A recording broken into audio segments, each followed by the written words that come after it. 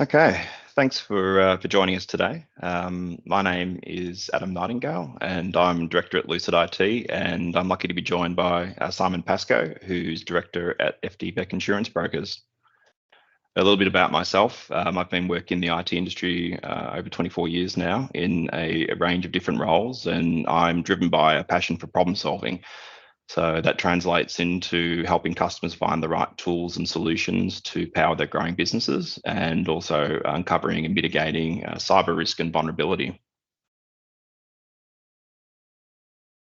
Hi, I'm Simon Pascoe. I've been in the insurance industry for 27 years, experience on both the insurer side and for the last 15 years on the broking side, dealing directly with clients. And part of that involves cyber insurance and also cyber claims. So in this presentation today, we're going to cover a range of topics designed to help you understand the risk that cybercrime poses to your business, how to go about finding the right cyber insurance policy, the roles that cyber insurance play in the event of an incident, how you can go about protecting your business from cybercrime, and why protection and insurance work best together. Now, we've allowed some time at the end of this session for questions. So if you have any questions, please feel free to post them in the Q&A chat box, and we'll get to those at the end of the session. Now, picture this, if you will. It's a thriving business with a very healthy turnover. They provide employment to hundreds of staff, and whilst they're not afraid to spend money on technology to drive efficiency and profitability, they view cyber protection as an expensive option with little to no return on investment. That is until they're hit by a cyber attack, which grinds their business to a complete stop. Staff are sent home indefinitely, while systems are down for weeks, and the threat is assessed and remediated. Now, this is a real story, and sadly, it's one that's becoming all too common. There were 76,000 crimes reported to the Australian Cybersecurity Centre last year alone, and I believe the real number is likely to be 4 to 5 times higher, as many businesses don't know how to go about reporting crimes, or they don't understand their legal requirements to report. 1 in 3 businesses is likely to suffer a data breach, meaning a third of our audience today may potentially be at risk. And some of the most concerning statistics on this page are that it takes an average of 200 days to detect a data breach, and the average cost of a data breach is over $3 million.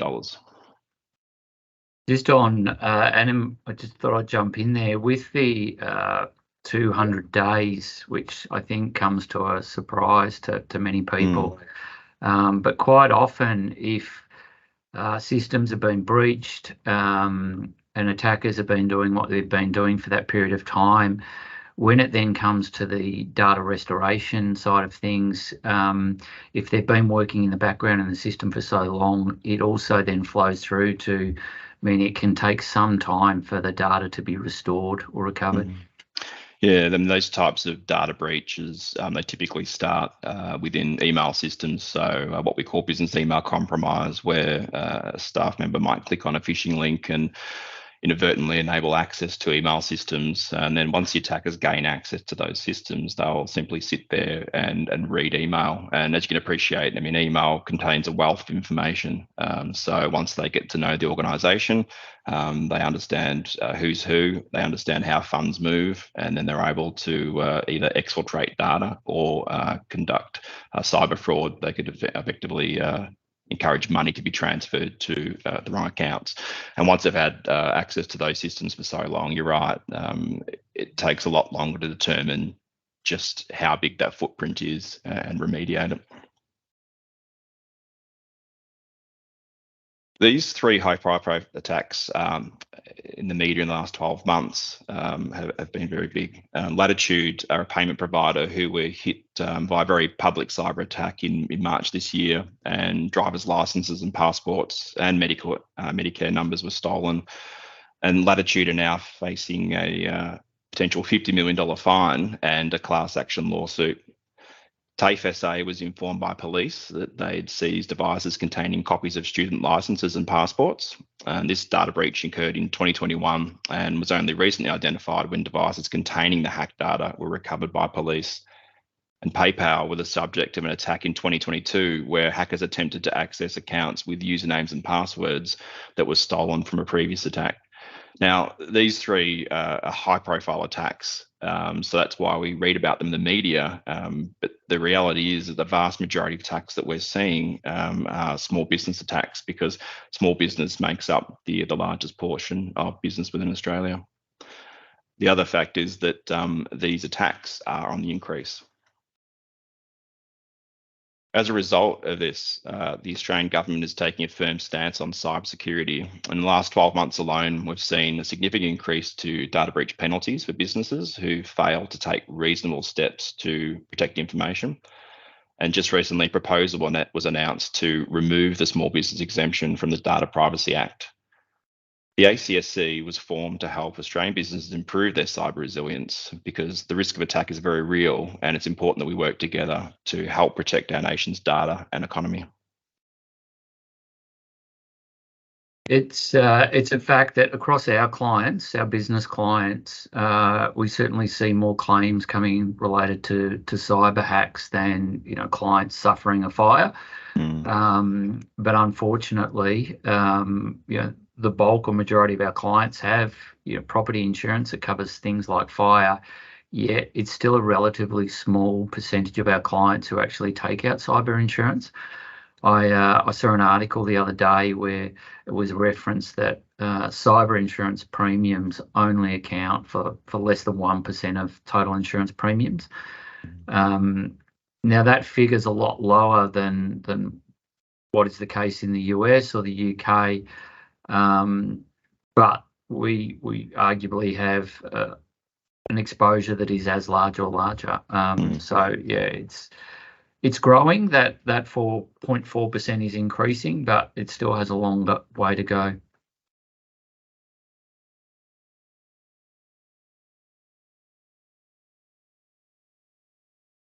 It's worth emphasising that cyber insurance, we use a range of different cyber insurers, and it's certainly not a one-size-fits-all. Things that cyber insurers will look at when they're considering a risk, whether it be pricing or whether they're prepared to offer terms, relates to the type of data that's held. I mean, at the starting level, you have customer data that might be just simple. It's names, addresses, email, phone numbers, etc. A lot of companies hold credit card details.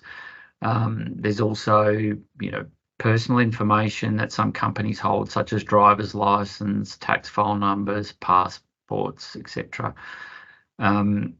There are some industries that are particularly high risk, banking and finance, medical and healthcare, where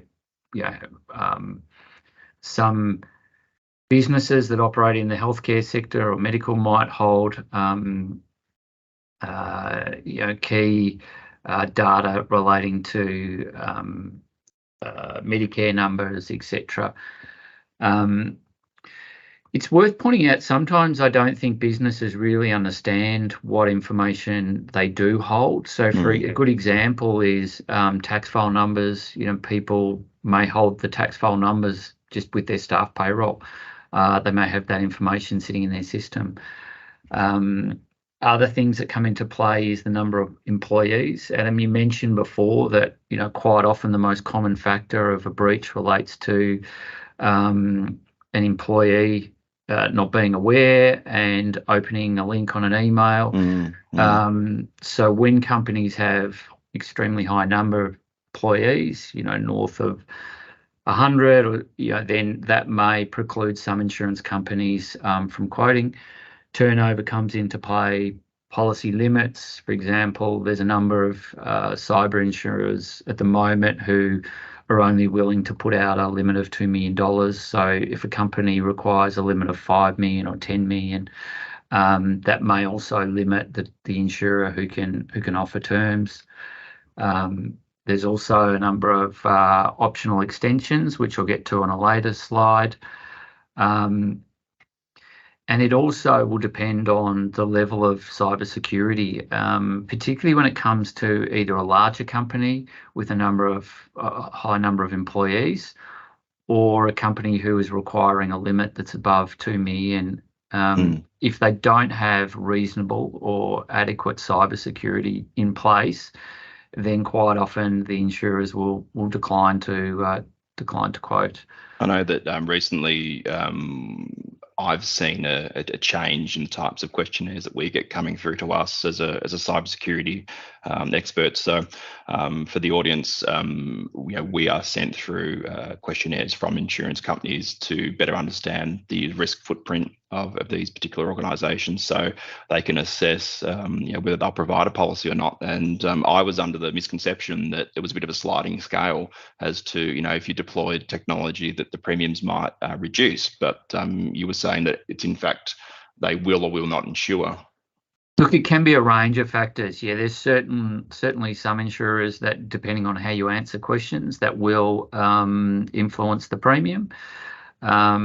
Another point there, which is also interesting, is claims history. If a client has had a breach, which is often the case where we have clients who don't think they need cyber insurance, and then all of a sudden they do get hit with a cyber event, and at that point then they decide to take out the insurance after the claim or after the event.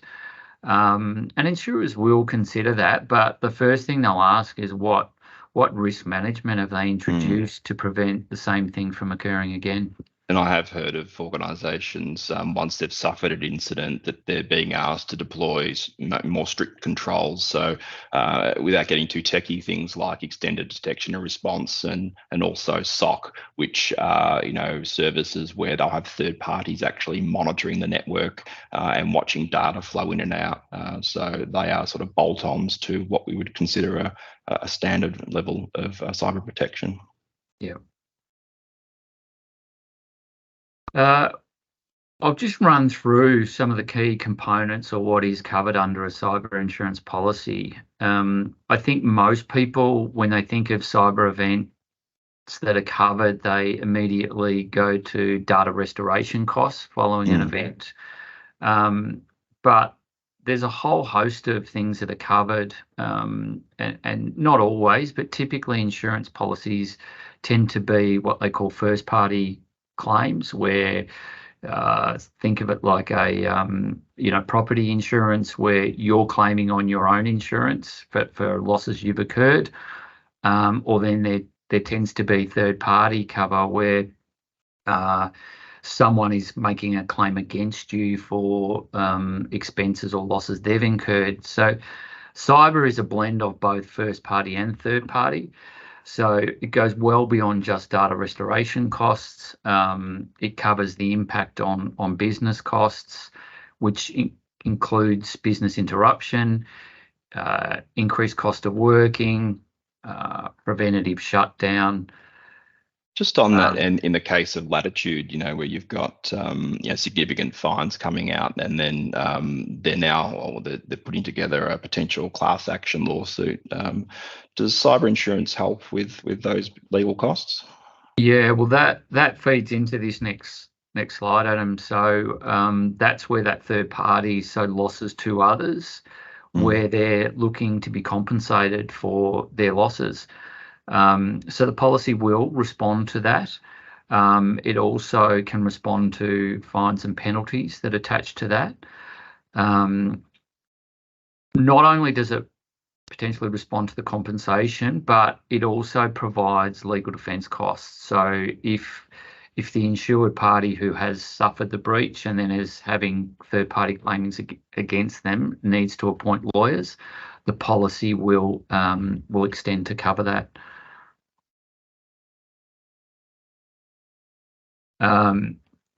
And then it also covers those immediate cyber event response costs, such as the credit and identity monitoring can extend to cover cyber extortion costs. Data restoration, data securing, etc.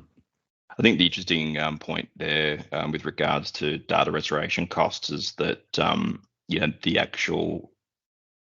the level of expertise that's required to be able to detect and remediate these threats and potentially recover data.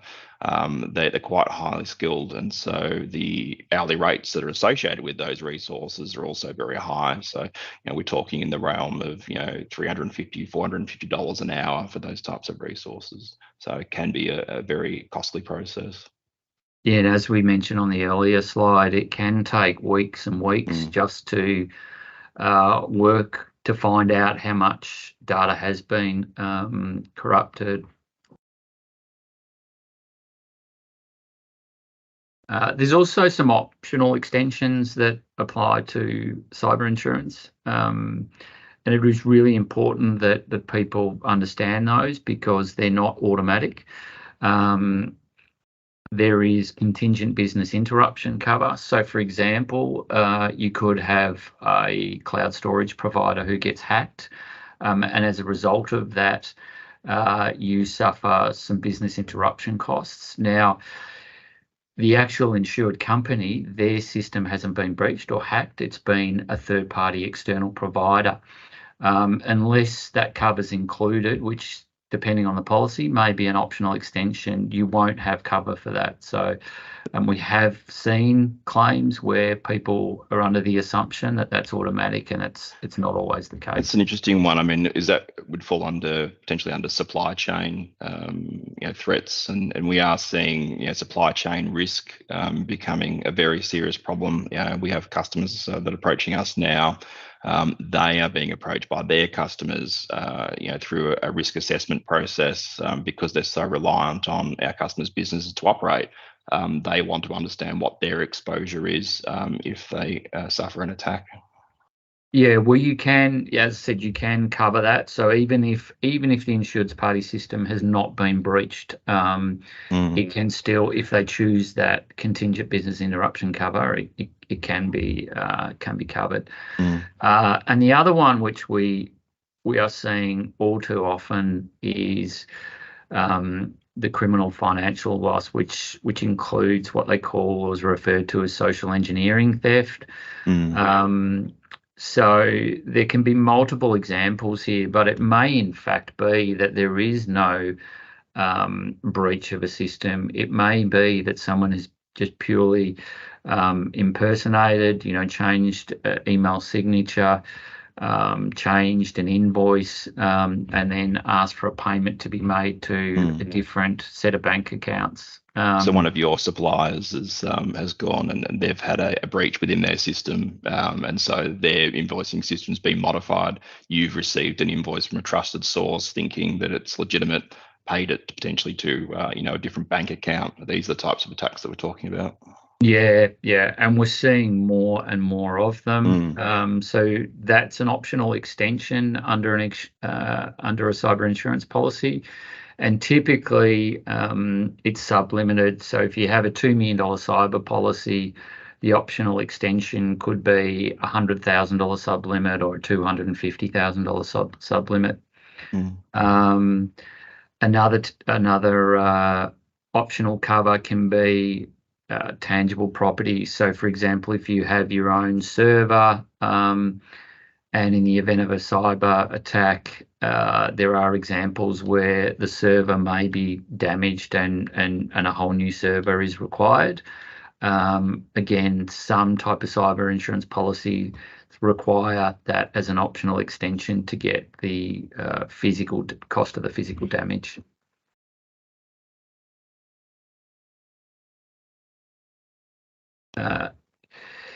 This is a really interesting slide. Really, how quickly you act and engage with your cyber insurer is critical. It's important. That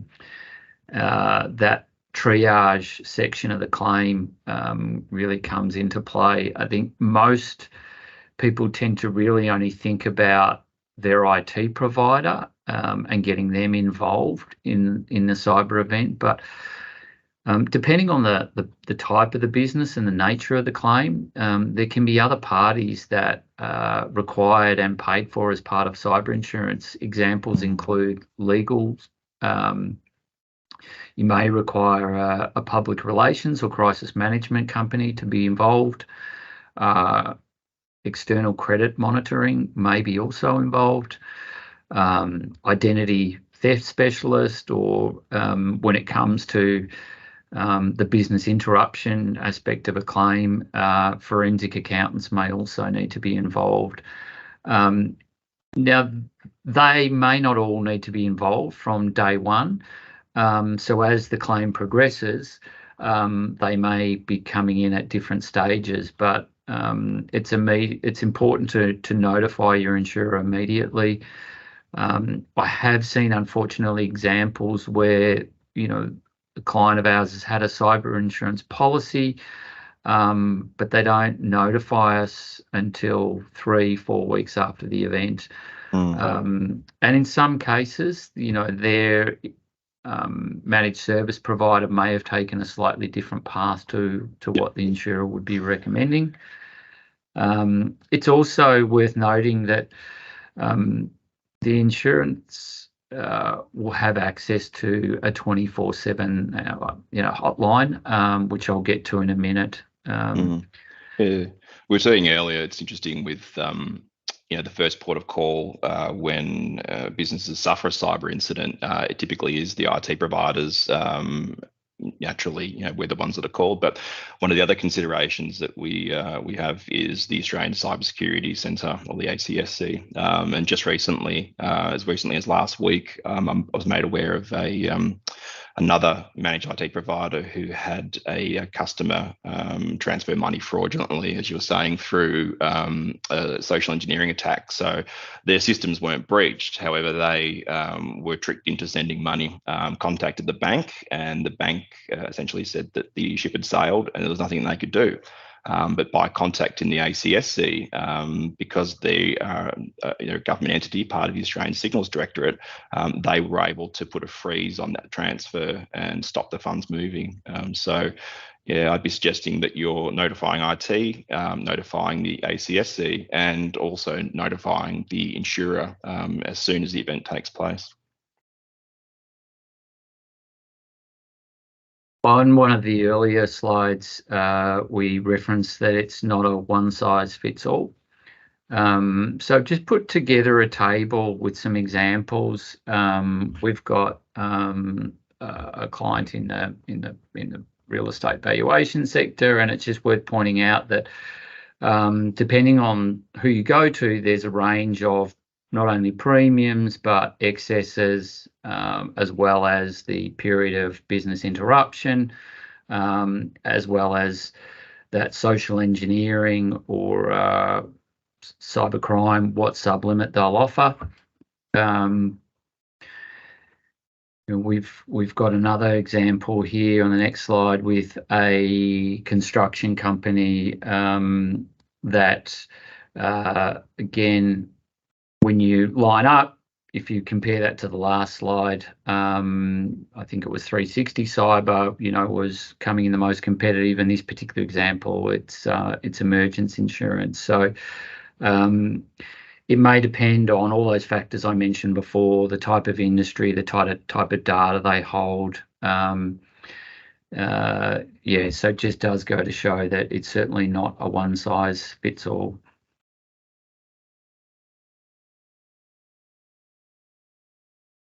This is probably something that you'd see, Adam, is that when we send out a proposal form to a client, we do encourage them to reach out to their IT or their managed service provider, just to make sure that they answer questions correctly. There isn't always consistency between the various cyber insurers. They can vary quite considerably. We do also have, when it comes to clients at the lower end of turnover and low staff member numbers, if they're filling out the proposal form, some of the answers they may not be sure of or know. It's worth pointing out that there are some providers that do give you flexibility. You do have the option, and it's an example here, just a question around software updates. You do have the option to answer you don't know. That will vary the premium in this particular example, but I think what it points out is that if you do get a question wrong, that or you don't, you're at the low end and small end of business, and you don't have the funds available to be doing certain things, there still may be an option there, but the premium will reflect the higher exposure for the insurer. We have seen a significant sort of change in the types of questions and the complexity of these forms. I mean, we tend to file the forms as we complete them. So we have a look back over how the forms have changed in the past 2 or 3, 4 years. They are becoming more complex. And I think you mentioned that there are particular underwriters that are now taking a more proactive approach in how they're assessing a business's cyber resilience. Yeah, I think we'll see more of that. We're seeing examples now where insurers will offer, alongside the product, awareness training for staff. They'll have discounted packages around that training. I also recently heard of a provider where they can do some analysis on a company's website and look for, some weaknesses. So I think this is a relatively new product, but it's an emerging risk and an emerging product. And as we continue, I think the closeness between risk management and product will continue to build. Yeah, and we've sort of seen insurance providers performing high-level forms of penetration testing or vulnerability assessment. So effectively, scanning what's visible of a customer's environment externally, and then running a vulnerability assessment up against that, and highlighting potential risk or asking questions around that.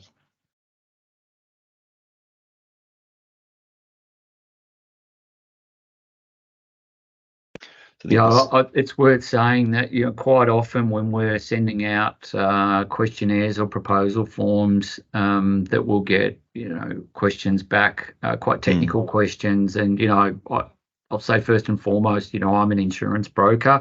We're looking for best product match, etc.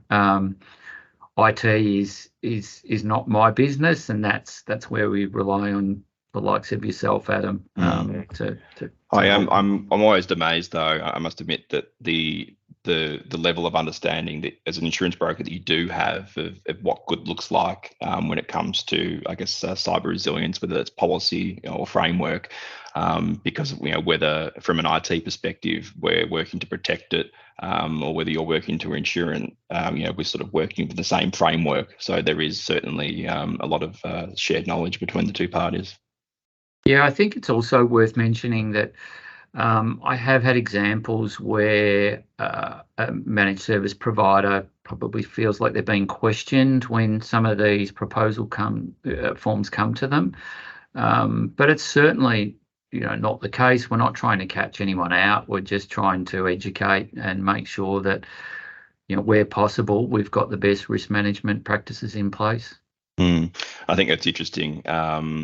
When you're considering if you're working with the right IT provider, they really should be proactive in their approach to IT security, and that's through the education piece. So the first that you're hearing about, cyber awareness or cyber prevention shouldn't be, when you're getting these questions from a insurance broker or provider. That leads on to the role that IT plays in cybersecurity. It's obviously a very critical role. Now, a good IT partner plays a critical role in helping companies assess their cyber risk and providing advice and solutions to either mitigate that risk. So whether that might be through the deployment of technical controls, policy, procedure, or transferring some of that risk. And we have talked about cyber insurance policies, maybe transference of a certain degree of risk.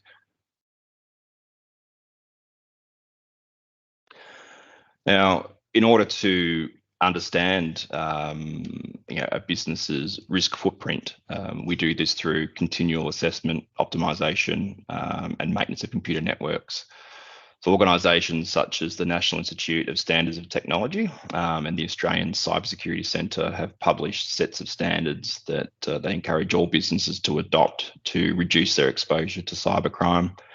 And these standards are used as a measuring tool to assess cyber resilience by performing a deep dive on a business's structure, its people, processes, tool sets, and this information is used to conduct what we call a business blueprint, and that blueprint helps us identify critical assets and vulnerabilities on those assets. Once those vulnerabilities are identified, we then work to come up with a strategy to mitigate them by implementing a mix of technology, policy, and procedures. And we also make sure that we've got the right type of backup and recovery process in place and ongoing monitoring. The Australian government have developed a cyber insurance baseline, which they encourage all businesses to adopt. This is called the Essential 8. And the Essential 8 is 8 best practices that come from the top 32 recommendations of a much larger cybersecurity framework called the ISM. And the ISM is adopted by Australian government, Auditor General, and it's a very complex framework at the top end of town. The reason they've recommended these 8 controls is they represent the best return on investment. They're essentially the low-hanging fruit, and it's virtually zero day-to-day management once deployed. So they're easily achievable using reconfiguration of existing systems or adopting best practice policies and deploying new security tools and software. And it's thought that these controls alone can mitigate up to 86% of cyber risk. Just those last two, Adam, it's worth pointing out that it's starting to become a common practice for many cyber insurers. If a company is starting to exceed a certain number of employees, that they will require the multi-factor authentication.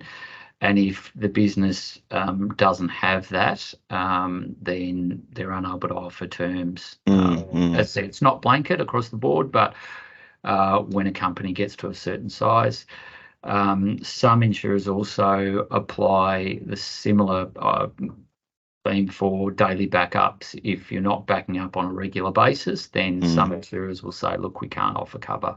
Yep. Yeah, it's interesting.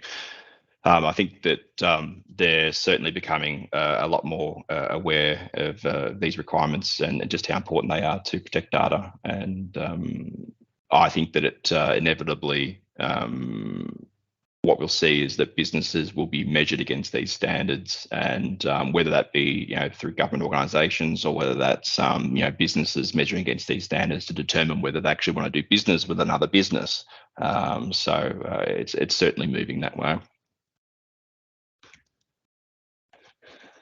The unfortunate fact is that the vast majority of cyber attacks within small businesses are actually enabled through human error. So we talked on this a little bit earlier, through staff inadvertently clicking, a malicious link, or whether they are unprepared for a phishing email that comes through. So for those of you who are not aware of what a phishing email is, it's an email that's designed to look like a legitimate email, but it acts as a lure, and it typically will contain malicious data or a link which will then scrape your credentials that can be used to access your email system or the likes.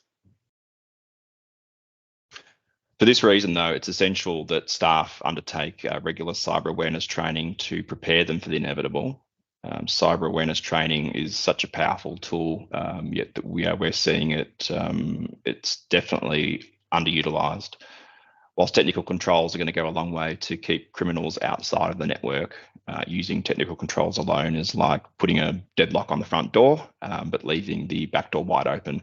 So here at Lucid, we offer customers a comprehensive cybersecurity training platform, which not only educates staff on how to avoid risk, but it tests them periodically by sending out fraudulent email tests. Now, of course, these tests are safe. However, they're designed to mimic these phishing emails. And if staff click these emails, they'll be redirected to a little bit of training just to help them avoid these types of risks in the future. So now I'm going to ask an important question. What does your cyber response plan look like? Do you know where to find it? Do you have one? If you answered no to that last question, then I'd strongly encourage you to prepare. Remember that 1 in 3 businesses will suffer a cyber incident, and it's critical that you're prepared. Response plan should help you identify an incident. It should contain a set of instructions and strategies to lessen the impact and severity of a cyber incident. And a recovery plan is equally important to know which systems need to be recovered, what the priority is, and how they should be recovered. And last but not least, these plans should be walked through annually to ensure that they are rehearsed, updated as required. Here's a common misconception. By deploying cybersecurity solution, you don't need insurance. And with insurance, you don't need cybersecurity solutions. I'm sure this is something that you can attest to, Simon. Yeah, all the time. Yeah, and it flips both ways. We have people say they don't need the cyber insurance because they have adequate risk management in place, but as you know, that will never guarantee that a cyber event cannot happen. Or the flip side to that is they'll take the insurance and then believe they don't need to invest in risk management because they've got insurance in place. Yeah, I did see an interesting. I read an interesting analogy the other day, last week, where it references home insurance. The majority of us who own a home will take out will have locks on the doors. A lot of people now install security cameras and alarms, but they still take out home contents insurance, and the same should apply to cyber defence. That's right. And even from an IT perspective, one of the key questions that we're asking our customers is, whilst we're deploying these controls, do they have a cybersecurity policy in place? That's something that we place great importance on.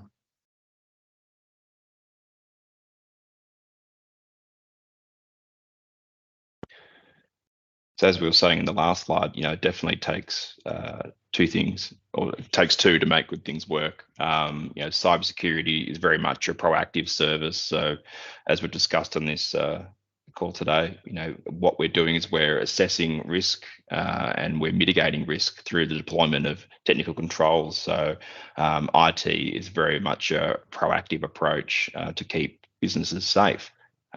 Whereas insurance brokers, as you can attest to, they're dealing with risk management. Yeah, it's a form of risk transfer that if the worst should happen, then there's a safety net there. But there will always be a gap between what systems you can put in place. No one wants to call on the cyber insurance. It's once you do have an event, it is that 200 days that was referenced on one of the earlier slides. It is a difficult process to unravel. But if you do unfortunately fall into that scenario, then it's nice to think that you have got that financial protection to call upon. And I think it's interesting, like there's some collaboration or some synergies when it comes to incident response and planning, as you highlighted on the other slide. An incident response plan within an IT company might deal with it from a technical perspective, but you've said that the insurance underwriters actually have their own departments as well, where they can bring in forensics, for example, to go through information to determine how a cyber attack might have taken place, or they might want to preserve data, or to monitor for financial, transactions happening post-incident. Because the reality is, we've touched on it that 200 days is the average time that these attackers can have access to systems. So we don't know from an IT perspective whether they may have access to bank accounts, because that sort of doesn't fall under our arena. So that's where it's so important, I guess, to engage these experts through the insurance policy. Yep.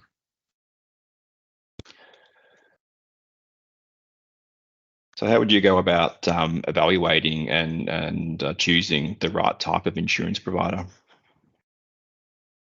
Well, that's really our role as a broker. We'll have a look and get a proposal form and get a good understanding of what risk management practices a client may or may not have in place.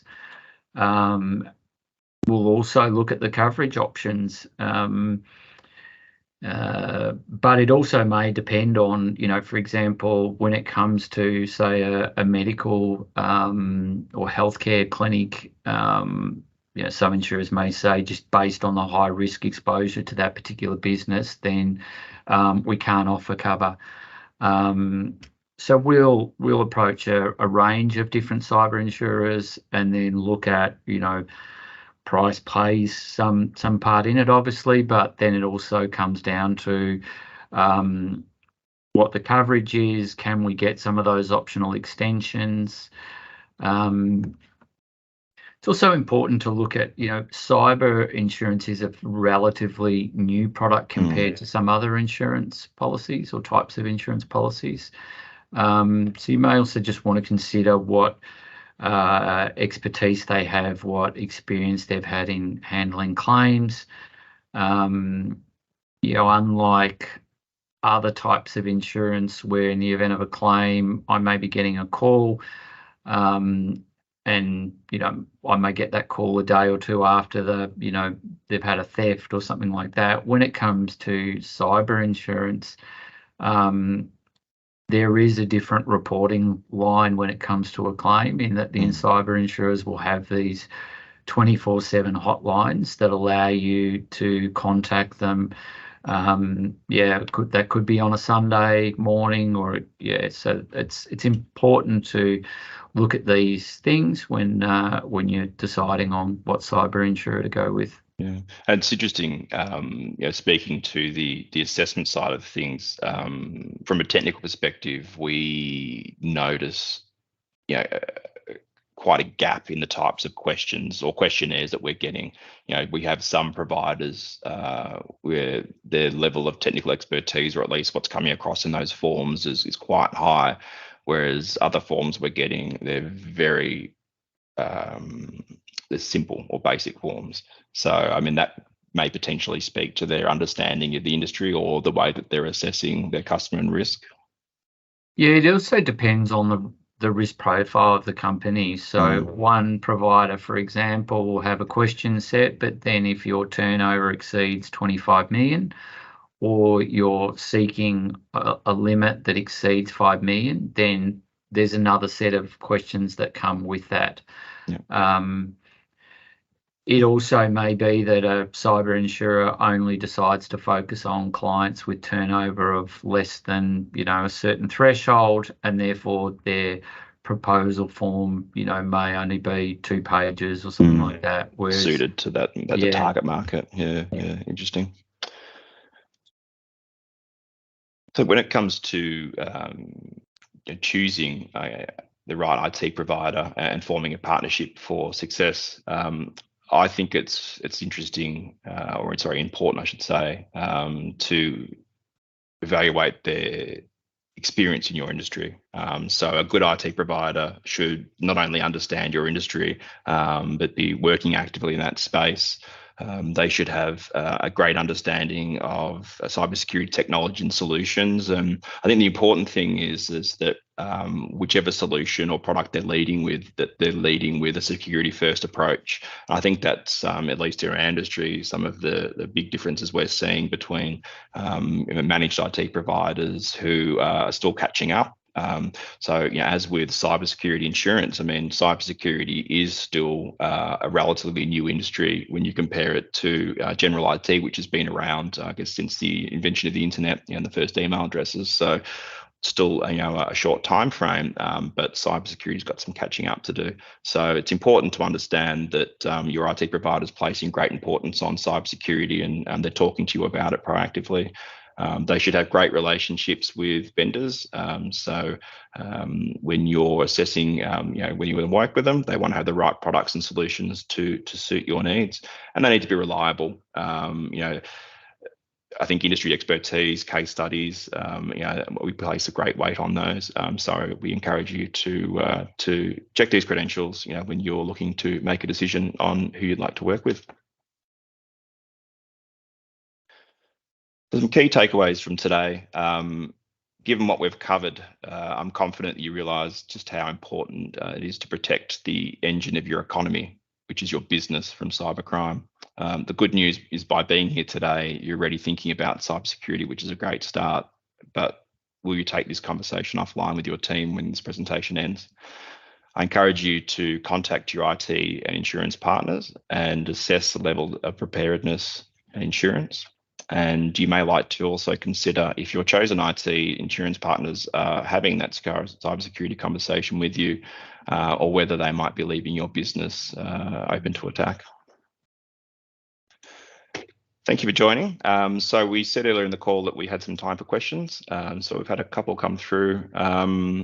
One is regarding supply chain risk. So we talked about supply chain risk and policies that are designed to protect that. We were asked, at the moment, the biggest risk is a contractor getting breached. What is the scope of a social engineering attack that are covered? I think we've got two, so there's sort of two questions in one, I think, there. Can you just run through? So was that the risk of a contractor breach, was it? That's right. So it's referring to supply chain risk. So they view the biggest risk as a contractor being breached. And they're asking, what is the scope of a socially engineered attack? Sorry.